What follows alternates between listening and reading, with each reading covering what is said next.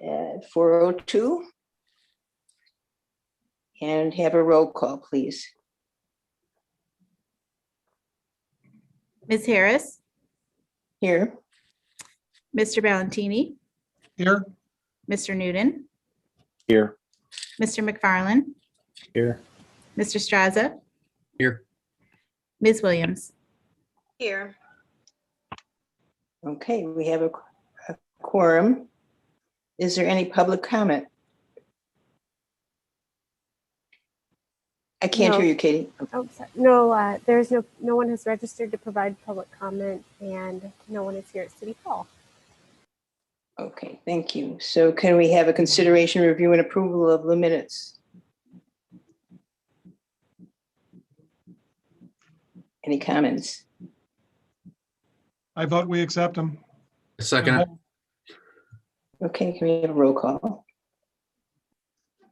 Chairperson Harris, Here, good. Mr. Valentini, Yes. Mr. Newton, Yes. Mr. McFarland, Yes. Mr. Straza, Yes. and Ms. Williams. Yes. Passes. Okay, we have a quorum. The regular agenda is Z0421. Paul Smith is requesting a variance for the recess of his house.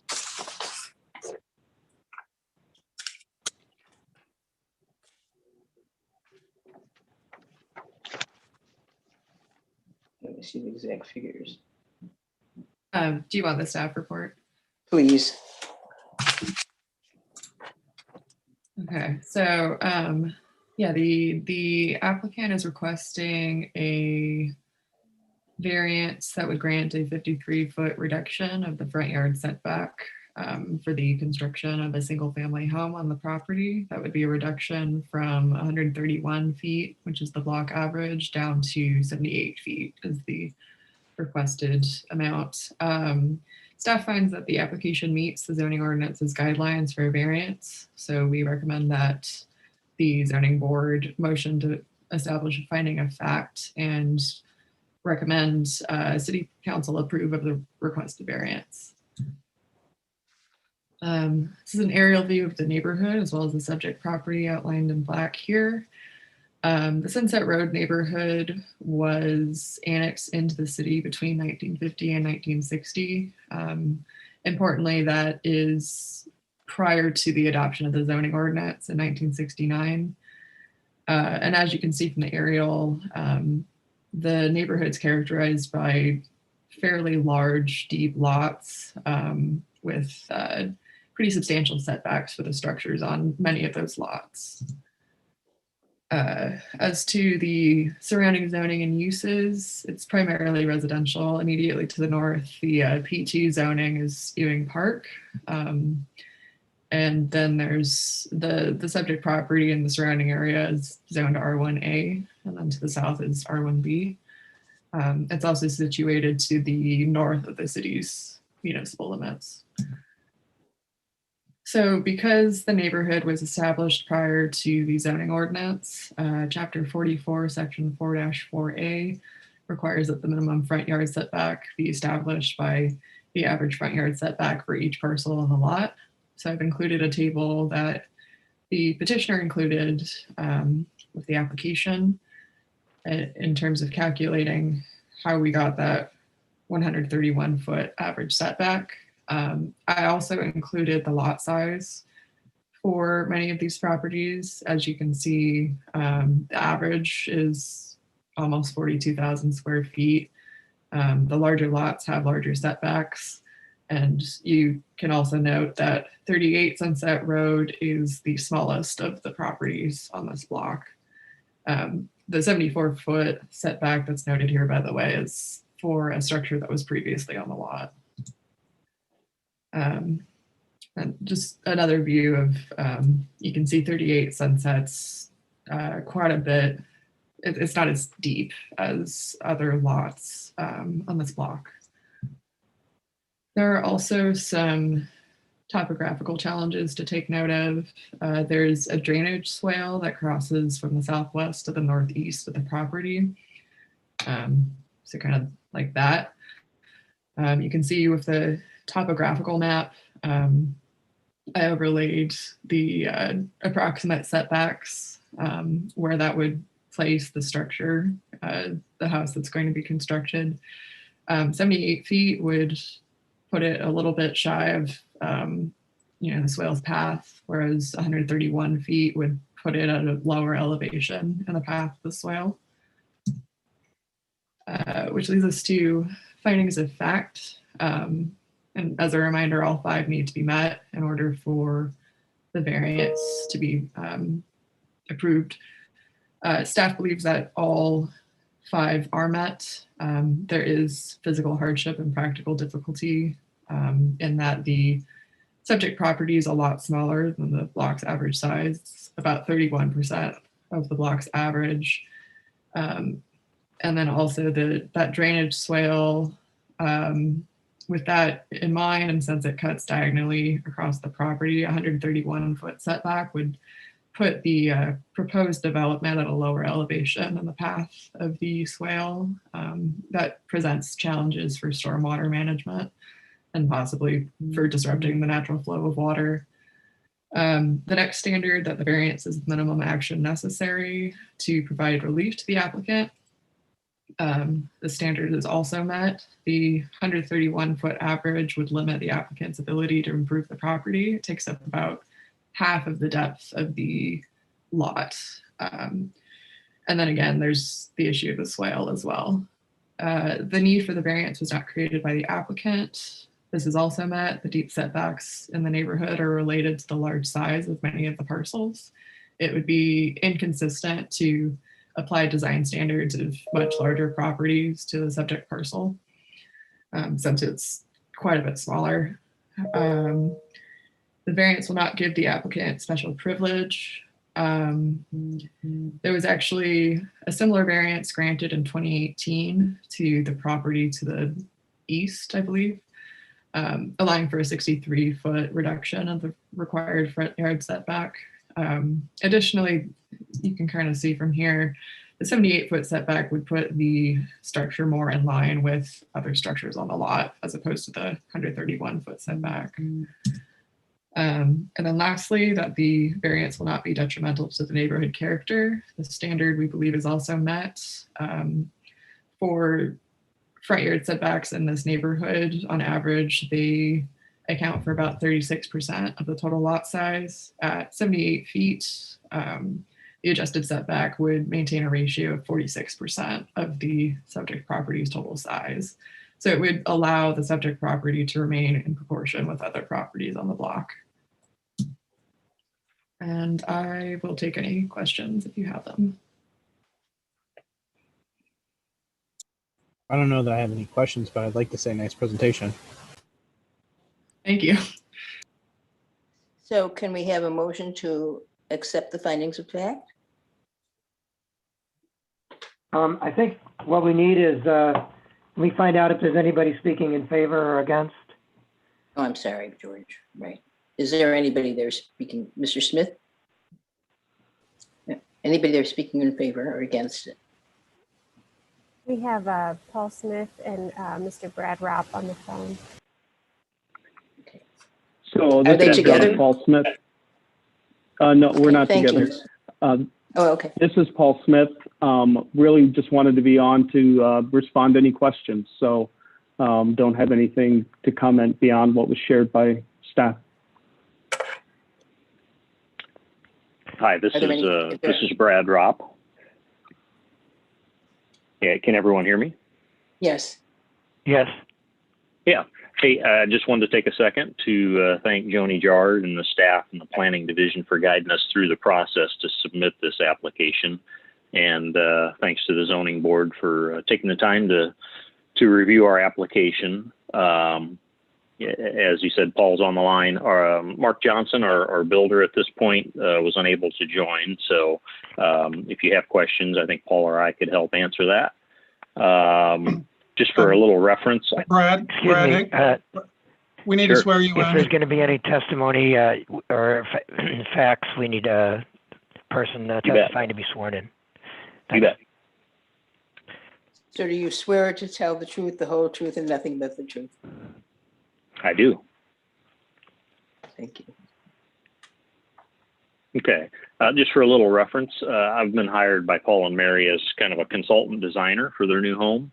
And as a kind of a brief step back, I had a great pleasure for past 20 some years of working with Johnston Builders and many of the homeowners on Sunset. I've removed 4 homes out there and built ones back in their place, and done several additions and many renovations out there. So what I'm trying to say with this is, I have a good understanding of the subdivision and kind of what the residents out there, like and what they appreciate, and understand the history and the character of the Ewing subdivision. I say all this again in relation to our front yard variance request.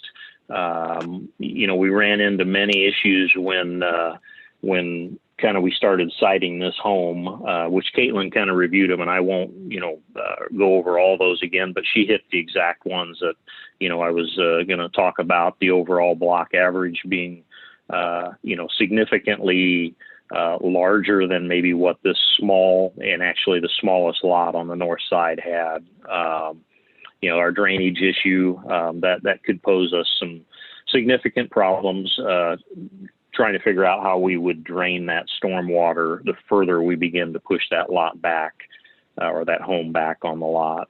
And then kind of we do have that curve of the road, if you will.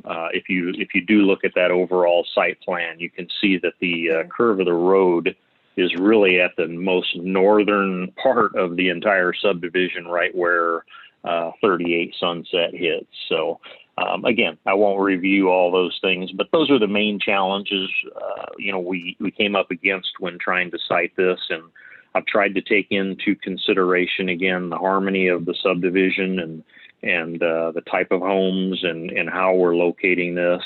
And again, tried to set this really where the previous home was, so that we were in line with not just the 2 on either side of us, but really down the entire block on that north side. If you take a step back and take an aerial look at that, you'll see, I think one of the GIS maps that I submitted had a couple lines in there that kind of showed you really that entire block frontage. And we're right in there if we're in that 70-ish some, feet back from that center line of the road. So be happy to answer any questions. And again, appreciate your time to review this. I don't have a question, but the drawings are just beautiful. The house looks just gorgeous. So does anybody have any Right. questions?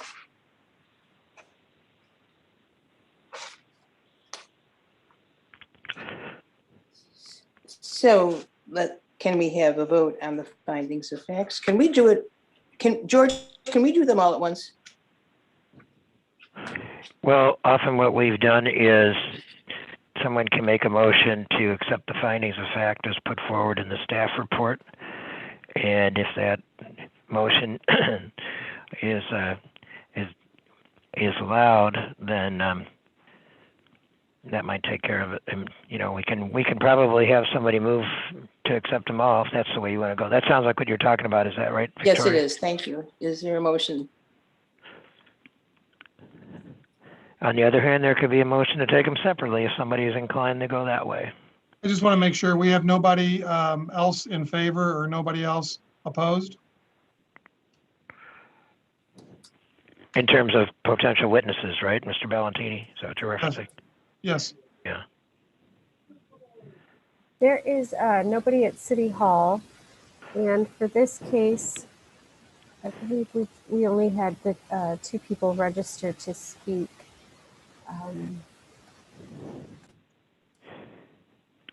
And those are the persons who have spoken? Yes, yes.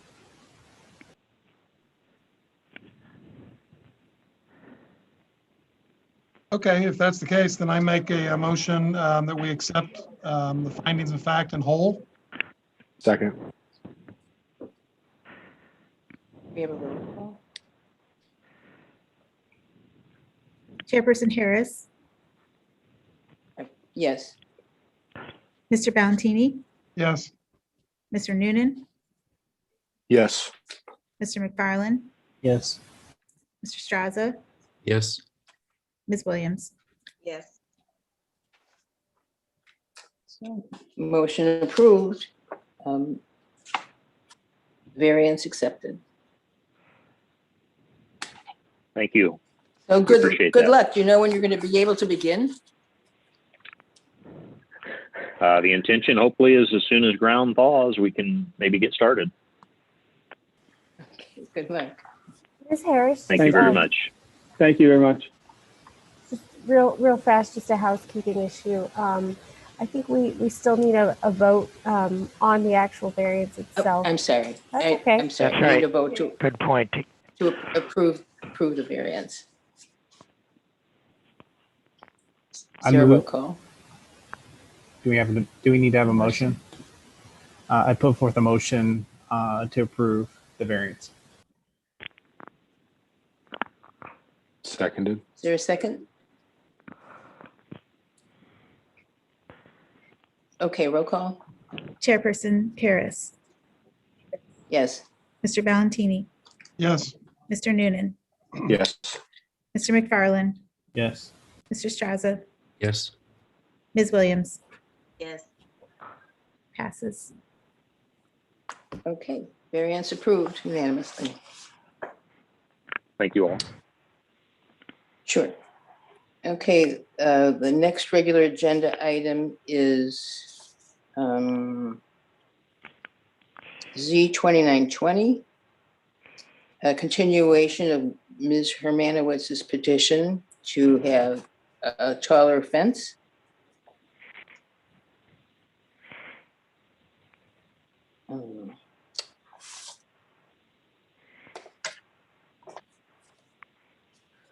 Is there anyone speaking for or against this petition?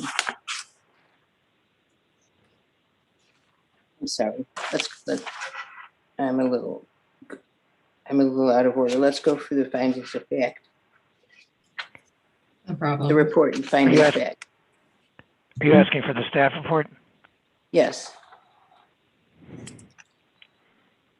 So our recommendation remains the same. We're still recommending a denial of the variance. Upon reviewing the supplemental materials that were submitted since the December meeting. The only finding of fact that we're altering is item 4 in terms of the special privilege. The applicant cited 25 corner lots within a mile of the subject property that had front yard fences taller than 4 feet in height. Of those 25, 6 received variances granted by the zoning board between 2005 and as recently as 2018. And then another 4 received approved permits despite their non-conforming heights, 2 in 2002, 1 in 2011, and 1 in 2013. So although granting the 2-foot variation request might not give the applicant a special privilege denied to others in the neighborhood, it would constitute a special privilege denied to City of Bloomington residents more broadly, since that 4-foot front yard fence height regulation applies to all residential properties in the corporate limits. So we're recommending denial. thank you. Are there any comments about that before we go to the findings of fact? I have one comment that she said it's ambiguous. I assume that the International Building Code 105.1 is what she's talking about. Do we have a specific, Katie, do you have a specific reference for the height in the code? The reference to the height comes from the zoning ordinance. IRC, which is the International Residential Code, R105.1, is the section that states that there's permits are required. And it's a little, the way that it works is that the city adopted the residential building code and then we adopted certain exemptions. And so the code says that that fences are not required, fence permits are not required, but then when the city adopted an exemption from this, we then adopted the regulation that fence permits are required. So I see the, so I believe that's what the petitioner is referring to, and I think the petitioner could probably speak to it a little bit more. But the actual fence height is in the zoning ordinance under chapter 44.9. I don't have the specific code, but it is in the standards for the performance standards.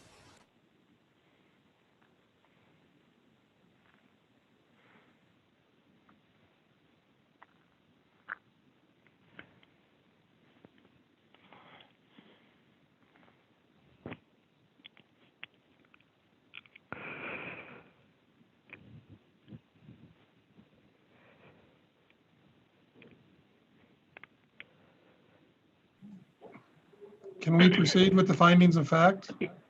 Yeah, Ms. Harris, are there other questions? I think there's going to, Mr. Valentini, I think there's going to be some, I know the petitioner has an attorney, and I expect that we'll be hearing from the petitioner as well as perhaps others.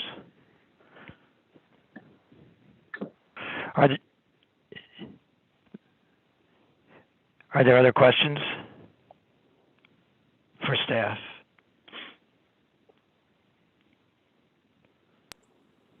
I lost connection on my iPad. I'm trying to zoom in on my phone now. Can you hear me? There we go. I can hear you. Okay, thank you. Ms. Harris, did I answer your question? Did you catch? Yes. Okay.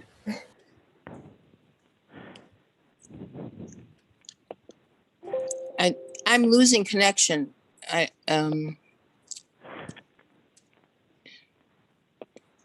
I can hear you.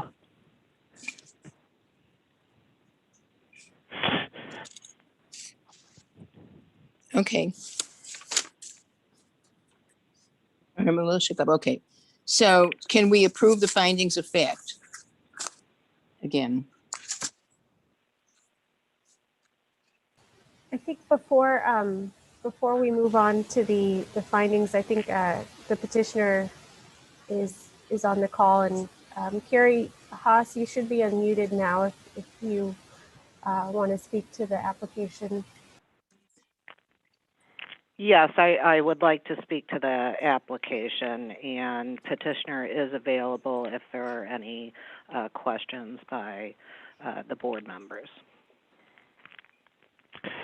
Carrie, well, we don't, for generally, argument doesn't need to be sworn, but generally we have attorneys sworn in because there's facts that they present as part of the argument. Sure, happy to do so.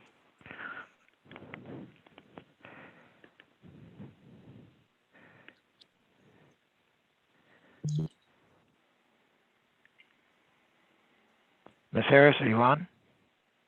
I'm trying to get back on. Okay.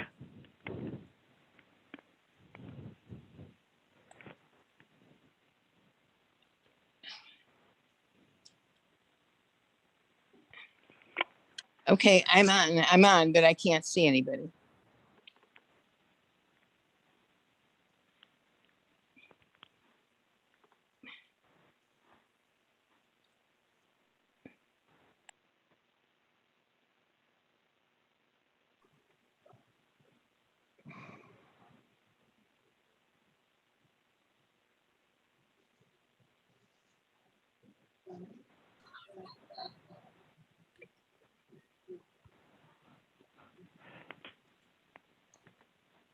Can we swear in the person who is the witness? Are you able to do that?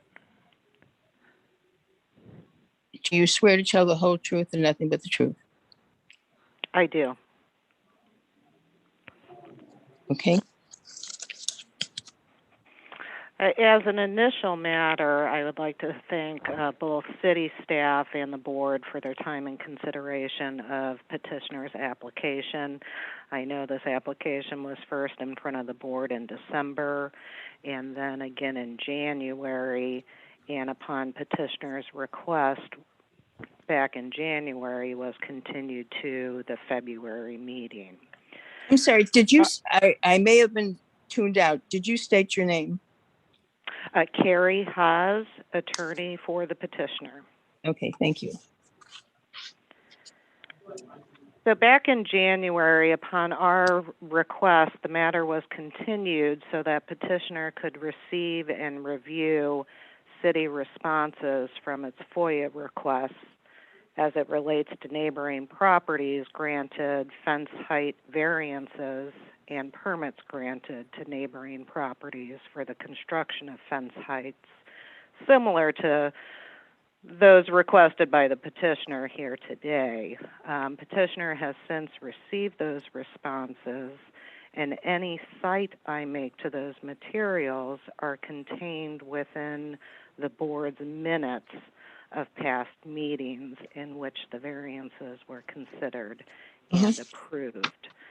As city staff stated, since the December board meeting, a supplemental petition was filed by the petitioner, which provided additional information as it relates to the 5 factors, along with support from petitioner's neighbors. I'll summarize the additional information because I do think it's important. Back in 2019, this fence was repaired. At that time, petitioner was unaware of the need to either obtain a permit or that the zoning requirement was 4 feet for a side yard in a residential district for a home located on a corner lot. In reviewing section 44.910 of the city code, there is no express mention of a reduced side yard fence height for residences located on a corner lot, and no reference to any other code provision mandating a reduced side yard fence height. In conjunction with the neighboring properties with 6-foot fencing and side yards with corner lots, it is certainly not unreasonable for the petitioner to conclude that the fence she constructed back in 2019 was in compliance with city code. Additional information was presented on security concerns specific to the property at issue. A police report was provided relating to a 2015 residential break-in to the property, as well as reports were provided that showed an increase in vehicular break-ins in the neighborhood and some concerns with commercial businesses nearby and a high volume of vehicular traffic in the area. There was prior reference made to petitioner's dog and the safety and security concerns related to the dog being able to jump a 4-foot fence. Importantly, petitioner submitted information that 24 properties within the vicinity of her home had 6-foot fencing in side yards with corner lots. And those properties were within a mile and 3 on her street. I don't believe that information has been contested by the city. And then finally, a petition in support of the variance was provided in the supplemental petition with 13 neighbors in favor. The city supplemented its recommendation in advance of the January meeting, admitting that 6 of those properties received fence height variances granted by the board, and 4 received permits. So that's new information from the report the city presented in advance of the December meeting, which I believe stated that the city was not aware of any variances given or permits approved for non-conforming fences in the area. Petitioner would respectfully disagree with the city staff's analysis and recommendation of the facts presented and the application of those facts to the 5 standards. We believe that the evidence and testimony presented by petitioner is in large part similar to those presented by the individuals who applied for and received fence height variations by the Zoning Board of Appeals in the past. Analysis of petitioner's application should be no different. I think it's noteworthy that the board did consider in advance of this application here today the application for a reduced setback requirement as it relates to Sunset Road. In my review of that application and the city staff's recommendation, I would note that factors 3 through 5 appear to be equally applicable here. For example, in stating that standard number 3 had been met with regard to that petition, the city referenced that the neighborhood was established prior to the adoption of the zoning ordinance. We have the same situation here. As to finding factor number 4 was met, the city staff stated similar variance granted to 40 Sunset in 2018, allowing for the setback. Here we have many more examples of similar variances being granted as recent as 2018. And then finally, with regard to factor number 5, the city staff stated the standard had been met and provided that the adjusted setback would allow the subject property to remain roughly in proportion with other properties in the neighborhood.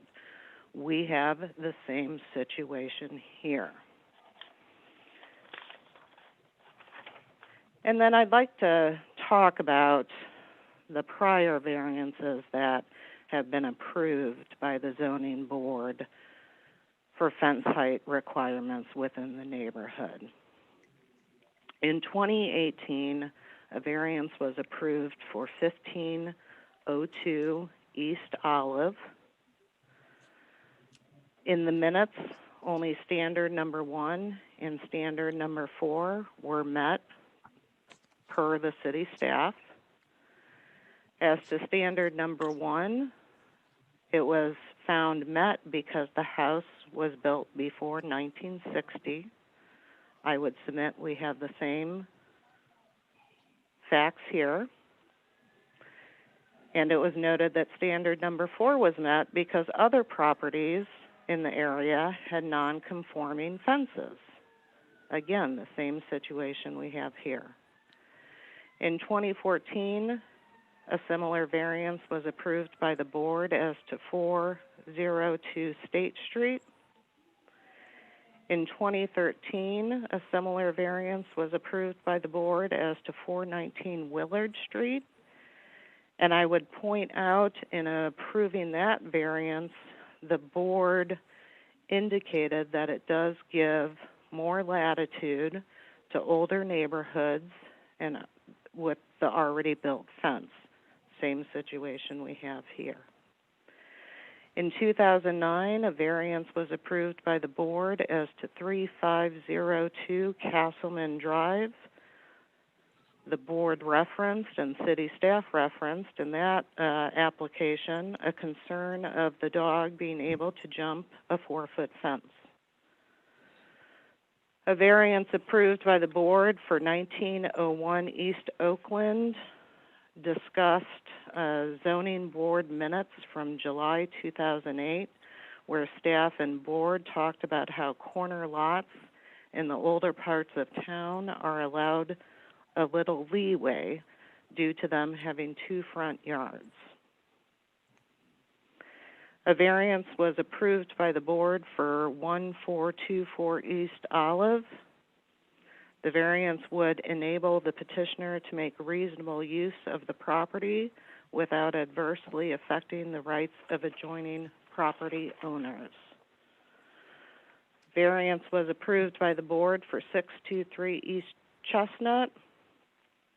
In approving that variance, the board noted increased traffic, and for standards 4 and 5, the board noted the variance would allow the petitioner to enjoy a rear yard setting, and it would not be detrimental to the neighborhood, and specifically found that it would create a buffer between commercial and residential properties. And then finally, a variance was approved by the board for 502 South State Street, and the board noted it was based on enjoyment of the petitioner's backyard. The board had discussion of other neighbors being able to enjoy the privacy and quiet of their rear yard settings and comparing to neighboring lots. And in that instance, the city staff had found standard 1 and 2 were met based on those reasons. And importantly, in that application, the city staff and the board found that the lot configuration in that era was, had little to do with the zoning regulation. And as city staff stated, permits have been granted under similar circumstances, specifically for 2002 East Taylor, 2001 East Taylor, 1100 East Taylor, and 224 Leland. So based on the testimony and evidence properly before the board, petitioner submits that she has met the applicable standards for approval of the requested fence height variance. Pursuant to the prior decisions made by the board granting similar variances, we believe that it's appropriate in this circumstances to do the same. Thank you. And I would like to see if there are any responses. I have one small, I'm not an attorney, I don't know the language very well, but we do say regarding item number 4 that there have been variances approved, but in recent years they have tended toward denials, and we don't want to set, in our time, we do not want to set a precedent for that kind of a 6-foot fence. I don't know if that responds to what you were saying. I would just note that in 2018 there was one granted, and the prior petition that came in front of the board with regard to Sunset, I would point out that last variance granted was in 2018. And so I certainly don't think there is a slippery slope in granting this application that would kind of detract from the city's concerns there. Katie, I've got a question with regard to that. Since the changes were made recently, how many have been granted?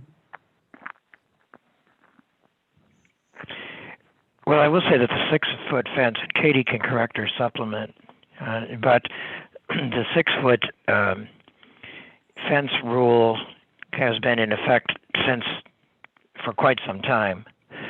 I would like to address something that Chairman Harris asked about, and I think it's worth saying with regard to these that the city makes recommendations based on its analysis, not necessarily is so much a partisan to a lot of these things, as interested in the process and interested in things, being conducted in what we think is in the public interest. It's not necessarily where we're pro or against the applicant, and it is in that spirit too that, I thought it was that I had not raised or objected to the testimony about previous decisions, some of them going back quite a ways. I will say that there's the case law is pretty clear that zoning boards are not bound by precedent in the same way that courts are. And part of that is because, when we go back to, like, say, 2002 or even 2018, a brief summary of the case is not, and the minutes even, are not necessarily dispositive in the same way that a court opinion can be referenced in say, an appellate court kind of precedential value. Having said that, one of the things that is one of the factors is whether there's being a benefit conferred or that would be on the applicant that, that is a privilege. And I think, to some degree, past decisions can be relevant to that. But to answer your question, Mr. Valentini, and going back to that, I believe the 6-foot requirement, I'm sorry, the 4-foot requirement has been in effect for some time. How many, do you have any idea how many since 2018 have been approved?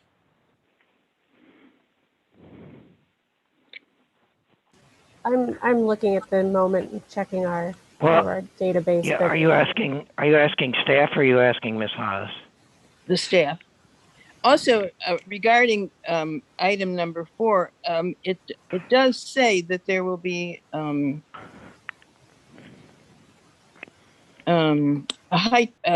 site problem with the fence where it is. Well, maybe the thing then is, do you want to ask Ms. Haas about that? Because she's the one who's testifying at Yes, this point. please. I was just, Item number 5, it will pose a site distance requirement in this application. Yes, I would note that in the city's original recommendation to the board prior to the December meeting, the city itself notes that no adjacent properties take access from the alleyway. We did try to also address in our supplemental petition concerns with regard to that. Again, submitting evidence that the alleyway is not in use to eliminate any concerns the board would have with regard to the site. So there's no evidence we've been provided that there are any site issues for the board's consideration. I'm not sure if it's not in use means that it can't be in use, that if it were in use, there would be a problem. Right. I mean, Chairperson Harris, I mean, I looked at the property myself and the alleyways, can be transversed. And the houses that are, whatever direction that is, adjacent to it down the alley, what's to say next week, next month, somebody doesn't need to use it to deliver a washing machine or something. Right. And the concern I've got, Ms. Haas, is it's a corner. It's a site issue on that corner because of the street. And I would suggest that there are those same site issues or were with regard to various applications where variances were granted because they're all situated on corner lots. But in the alternative, as expressed in our supplemental petition, in the event that comes to fruition and there's a concern there with the alleyway being used, the petitioner would absolutely be open to consideration of perhaps step down or modification to that, small area of the fence to address. Chairperson Harrison, Katie, is there opposition willing to speak today too, as there was in the past? All that we have is the letter that was received at the December public hearing. The author of the letter is not registered to speak and is not here at City Hall. Can you go, I just saw a picture. Can somebody go back to that picture? I didn't mention it previously, but there had been a question at the December meeting of what the fence looked like prior to being reconstructed in 2019. So I pulled this from Zillow, and it was previously a step-down fence, and it looks like this is the alleyway. So Chairperson Haas, or Ms. Haas, I'm sorry. Can you explain just briefly again why they went from this deviation on the past photo to the full 6 foot? Well, petitioner is available on the phone, and I think I'd be more comfortable with having her or Mr. Wiltz respond to that question, sir.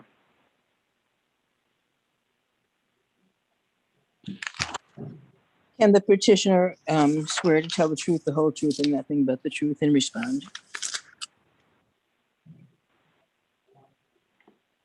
Ms. Hermanowitz, are you on the phone? Could we see if there's any more questions for Ms. Haas first, so that we have one witness at a time, just for the kind of keeps the record clean? And Ms. Haas could be called again too if there's other questions, but just might be helpful to see about taking one witness and one cross-examination. Well, actually, it's not a cross-examination; it's more just questions from the board. Direct, excuse me. I'm just thinking that she referred to the witness to answer the question that was just posed.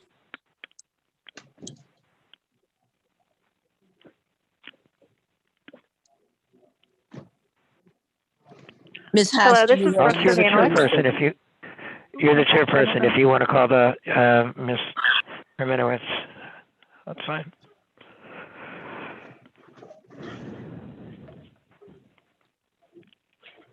Ms. Hermanowitz, are you there? Yes, this is Brooke Hermanowitz. And you swear to tell the truth, the whole truth, and nothing but the truth? I swear. And you will respond to the previous statement?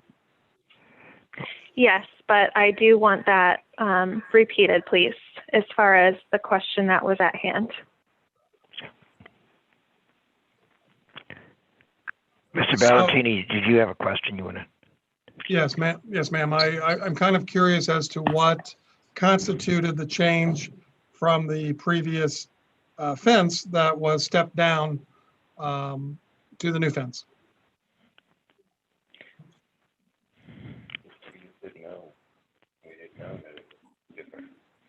Wait, we need to hear from the witness. Okay, yes. I wasn't realizing that it needed to be stepped down at that point.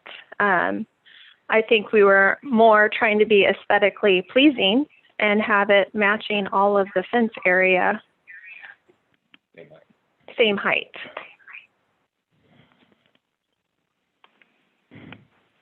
Does that answer your question? Yeah, well, it is an answer. Yes, thank you. I appreciate that. Ms. I do Haas, want to you- note, as far as the alleyway, which hasn't been brought up yet, that Centennial Christian Church is at the far end of the alleyway, which actually took over the alley. So you can't actually proceed all the way through the alley in a vehicle. You would have to go forward and then put your whole vehicle in reverse if you wanted to get through. There's no access all the way through that alleyway. And I think I don't that's know if one, that's and ma'am, that's one of my, knowledgeable. Brooke, that's one of my concerns is if somebody has to pull down there and use it for whatever reason to deliver something to the back of the house, then there is a corner blockage when they have to back out. And if there's not a turnaround, then, that does hinder, driving capabilities backwards. Even if they pull down the opposite way, it still is kind of makes it a little bit more difficult. Okay, which I guess would be why, we had our attorney speak on the behalf of, potentially altering the corner of it to make that visible. I have yet to see any traffic down our alley. And what I spoke on before was that we were the ones to clear the back section, even though you saw the picture, which showed it completely cleared. That was the work of our new neighbors and ourselves. So please take that into consideration as well.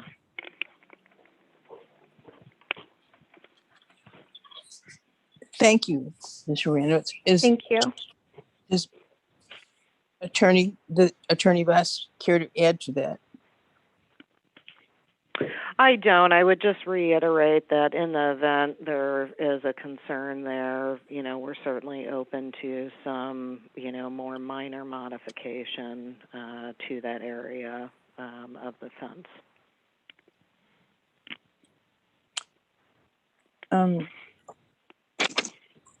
Is there any motion to incorporate a modification passage in the appeal?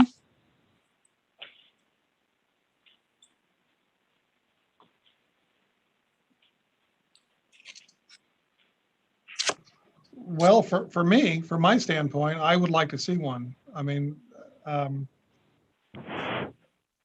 don't know what, maybe George can help me with this, or Katie can help me with, this, whether you're going back from the corner 8 feet or 10 feet or whatever that amount is. So that way it's, more proper and aligned with what the code is and safety issues. Can I ask a clarifying question? Because the 4-foot fence is allowed by code, so there's no variance needed to permit the 4-foot fence. So I guess I just need a point of clarification. The variance that you're considering is for a 6-foot fence. If that were approved, they could build 6 feet. If it were denied, they could come back with a modified building permit and put in a 4-foot fence that is in the front yard. So I believe she was asking about a 4-foot fence at one point in the fence. Is that correct? Am I understanding that correctly? Yes, it's our position that in the event the board would approve the variance, that we'd be open to approval of the variance subject to a modification to address those concerns. At one portion fence, not the fence. Right. Correct, at that particular area of the fence. Okay, even so, all 5 items need to be approved for the request to be approved. So even if that one part was changed, it wouldn't alleviate the fact that the other 4 items are not approved. We do not feel that the conditions apply. I guess, can I just state something here, as it seems to me? So Katie, is it possible, can they put the 4-foot fence in the area where it previously was? So if it leaves here, I understand not a part of this. I'm just asking as we hit to the future, because I'm trying to see how we streamline this thing. And I think we're starting to get messy as we talk about adding extra language in there about what could possibly happen in the future that none of us know about. But the fence, as we saw it with the Zillow picture, not the exact same type of fence, but the 4-foot fence, if they went back with that, is that approved within code that we have today?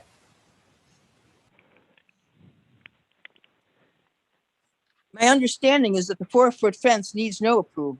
And she's just, the attorney is stating that they would modify one portion of the 6-foot fence that appeared to be a site danger. I think that's kind of my point here is that based on what's being said here, we would be giving special privileges to this applicant by saying you could do a 6-foot fence as opposed to keeping what was exactly there. I understand the whole infill argument and what's been there, but what's been there has been 4 foot. And it seems like that's kind of what needs to stay. So I hate to see us like beating around the bush on this for another half hour or whatever, when really the statements of fact are stating exactly what staff has said. It's all meeting that of, we want a 4-foot fence. That's what's been there. Do we need to talk about this like forever, going around and around? So, Mr. McFarland, to your point, on the screen is the photo that Caitlin shared earlier. And the front yard is really determined from the foundation of the house to the street. So this 4-foot fence here is located within the front yard setback and is permitted by code because it is 4 feet tall. So if the variance were denied, the applicant could come back and request a building permit and put this in without need for a variance. Alternatively, another configuration would be to do a 6-foot fence that's outside of that front yard setback, that's parallel to the house. That would also not need a variance. It's when the fence projects into that front yard setback that is what is not in line with, that's what's deviating from the ordinance. Well, plus then that's where we hit where I feel like we're giving special privileges to this one place, which is where we run into issues with the statements of fact. And that's the reason all of this clears up if it just goes down to 4 feet, kind of how it was before. So I understand the thing of this is what they want, but I don't understand how we argue it any more than it is what it is. I mean, I think with regard to the, and I get your point, and I'm not disagreeing with it, but I just wanted to point out that there is a provision in our ordinance that provides for conditions. You know, the standards have to be met, but there is the provision is, and this is just for, you know, the board to consider if that's the direction any of the members want to go.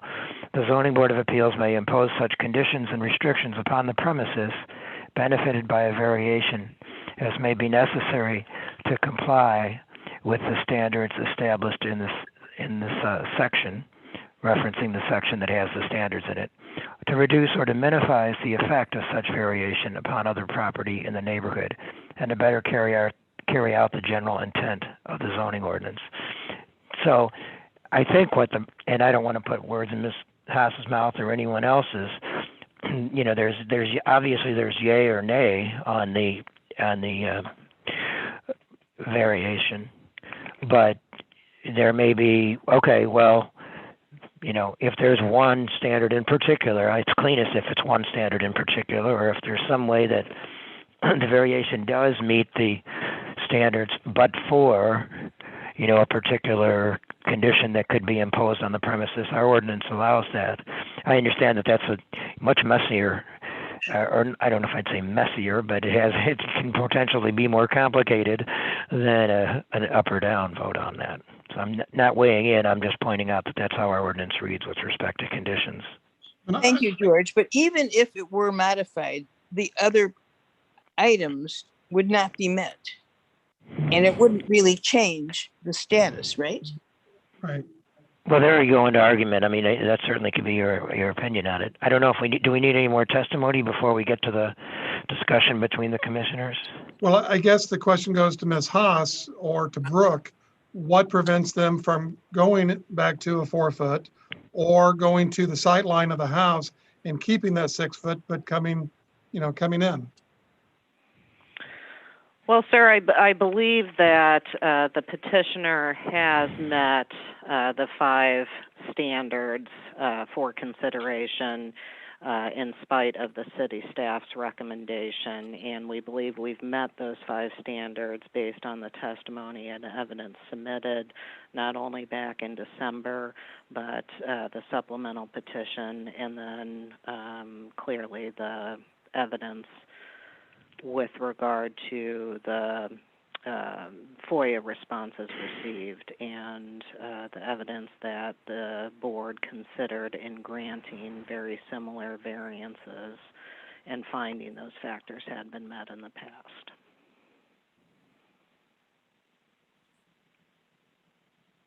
Thank you. Is there any other comments from the board or questions?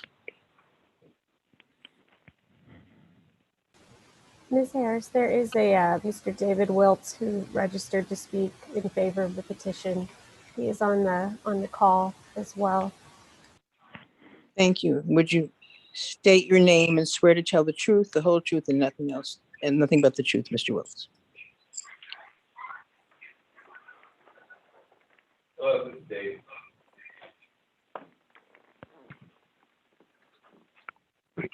We might. I don't know if we need to have you closer. It was hard to hear you there, Mr. Wells. You need to get off the speaker.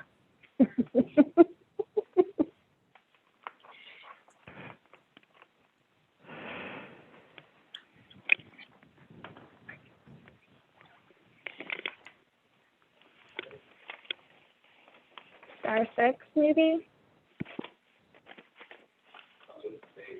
Right. No, I didn't hear you.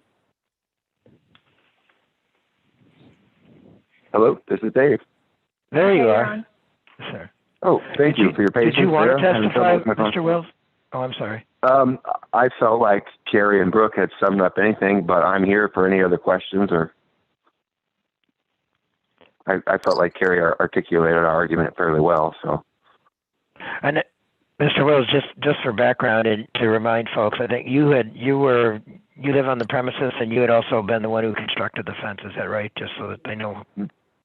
yes, that's correct. I was the one that did the work, and obviously I'm not a professional fencing contractor, and I was ignorant of the rules back then, and I just knew because of the amount of traffic we get, and there's a big commercial painting company right on the corner of Kreitzer. DJ's Painting is right there, and so there's just a lot of people parked there in the morning, and people coming and going and walking by, and so we just wanted a better, more upgraded fence while I was fixing it. So we went ahead and made it 6 foot all the way to match the rest of our fence, and never in a million years thought it was going to turn into all this trouble, quite honestly.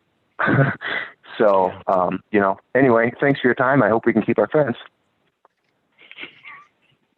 Thank you. Are there any questions or comments?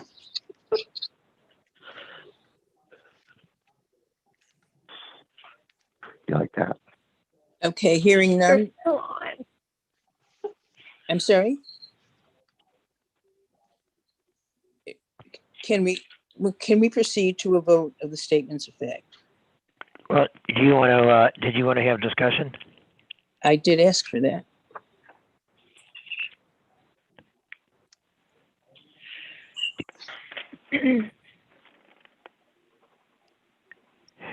So, Chairman Harris, is the hearing closed then with respect to testimony, or are there other questions? Or If there are no statements or questions, we can close the hearing and go to a vote on the findings of fact.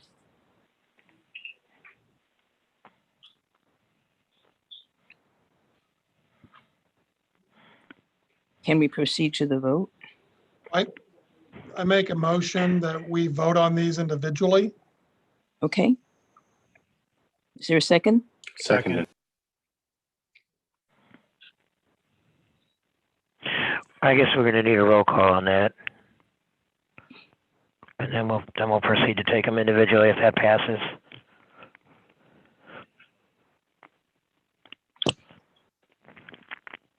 Chairperson Harris, Yes. Mr. Ballantini, Yes. Mr. Noonan, Yes. Mr. McFarland, Yes. Mr. Straza, Yes. Ms. Williams. Yes.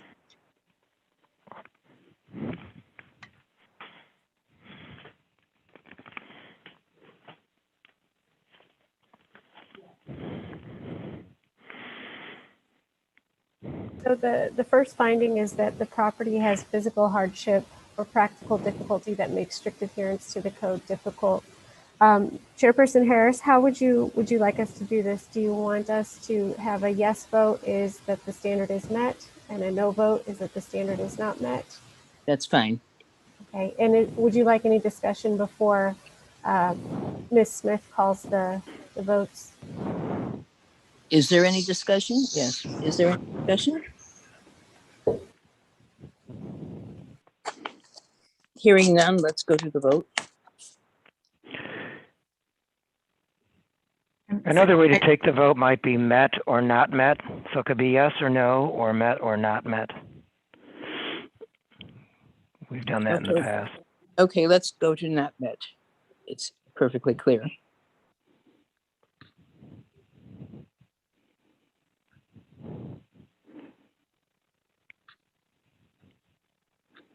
Can we go to the vote? Yes, and I'm going to switch to calling the chairperson last. So, Mr. Ballantini, Not met. This is on the first standard, correct? yes. Mr. Noonan, Not. Mr. McFarland, Not met. Mr. Straza, Not met. Ms. Williams, Not met. and Chairperson Harris. Not met. Thank you. The second standard is that the variance is the minimum action necessary.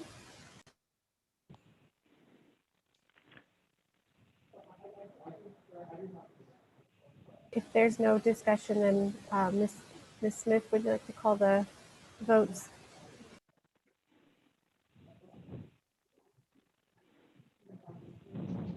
Okay, so just for clarification, I'm going to do these without a new motion each time.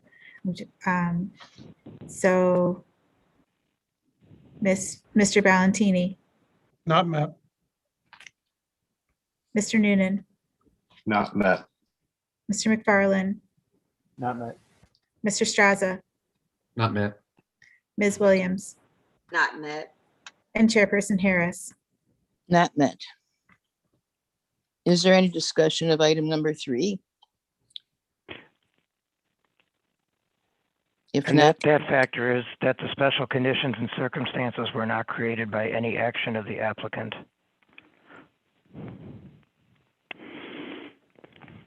hearing no questions, can we go to the vote? Mr. Valentini, Not met.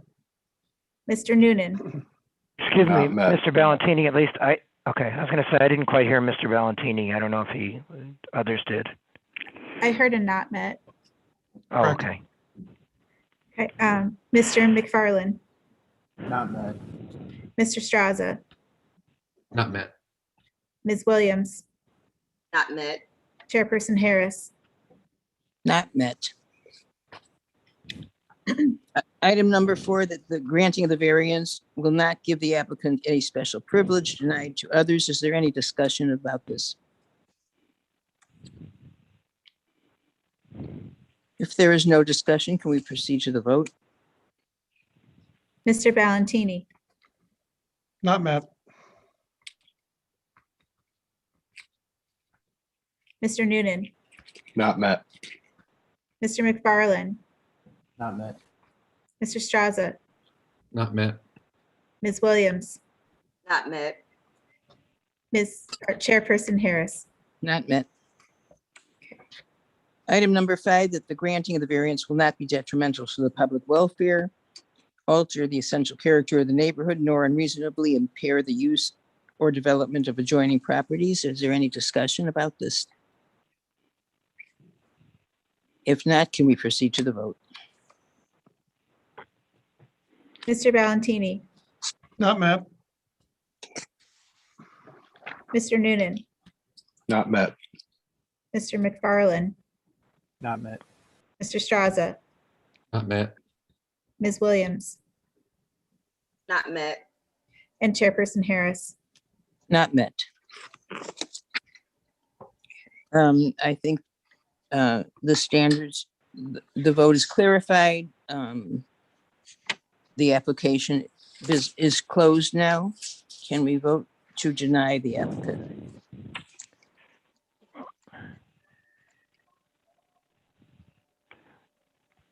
Why don't we have a motion, one way or the other, and then a vote?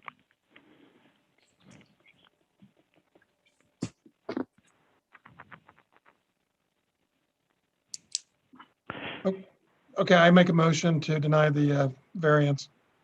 Seconded.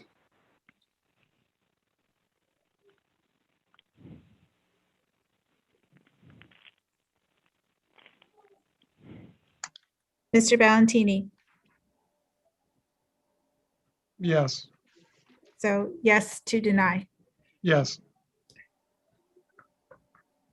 Mr. Noonan, Yes. Mr. McFarland, Yes. Mr. Straza, Yes. Ms. Williams, Yes. and Chairperson Harris. Yes. Motion carries. Okay.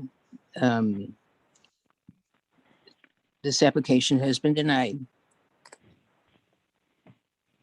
Is there any other business today?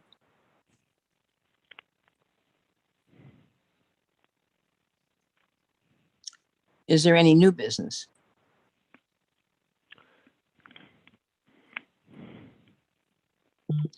Can I have a motion to adjourn the meeting? Motion to adjourn. Is there a second? Second. Can we have a roll call?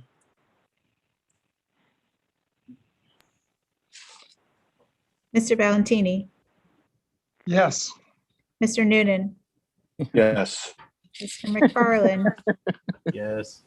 Mr. Straza, Yes. I'm not, you can't hear me. Ms. Williams, Yes. and Chairperson Harris. Yes, these are hearty votes here.